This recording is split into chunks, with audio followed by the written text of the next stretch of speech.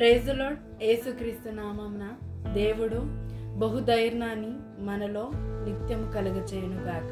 ఆమేన్. ఈరోజు దేవుని వాగ్దానము సామెతల గ్రంథము 14వ అధ్యాయము 26వ వచనము. యెహోవా యందు భయభక్తులు కలిగి ఉండుట బహుధైర్యాన్ని పుట్టించును.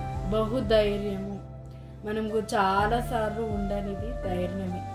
మరి ఎక్కువగా తెలియకుండానే భయము బాధలు వచ్చేస్తాయి, కానీ ధైర్యం అనేది మనలో కొంచెం ఉన్ననో అది విడిచిపోతుంది. మరి దేవుడు ఆయన యందు భయభక్తులు కలిగి ఉండడము ద్వారా బహుధైర్యాన్ని పుట్టిస్తాను, ఒక గొప్ప వరాన్ని పొందుకుని ఒక సీక్రెట్, ఒక దేవుడు ఒక మర్మము అనేది ఈరోజు వాగ్దాన రూపముగా మనకి తెలియజేస్తున్నాడు. అయితే ఈ ధైర్యం అంట దేవుని యందు భయభక్తి కలిగి ఉండడము ద్వారా, భయభక్తి అంటే దేవుడికి విధేయత చూపించడం, దేవుని మాట వినడము, దేవుని మాటలని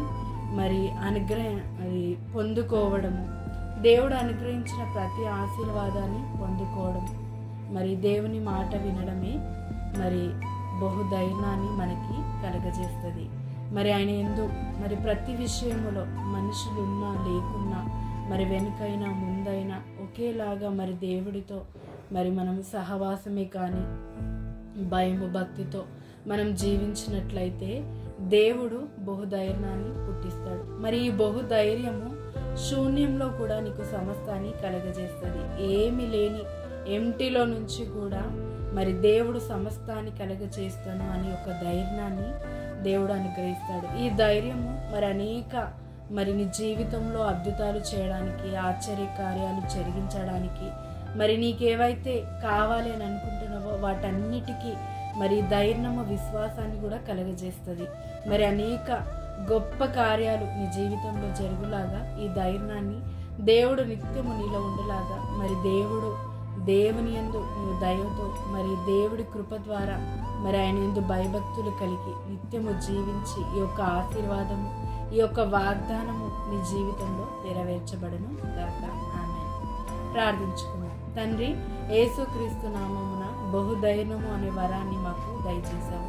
నీ యందు భయము భక్తి కలిగినప్పుడు ధైర్యము బహుగా ధైర్యము అనేది మాలో నింపబడులాగా ఈ యొక్క వరాన్ని మాకు అనుగ్రహించినందుకు వందనాలు అయ్యా.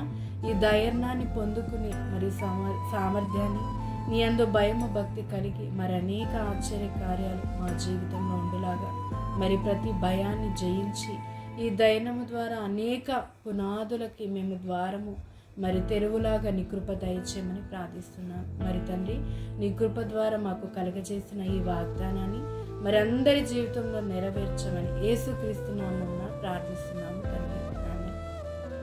ఈ వాగ్దానము మనందరి జీవితంలో నెరవేర్చబడి గొప్ప ధైర్యవంతులుగా మనం ముందుకు గాక.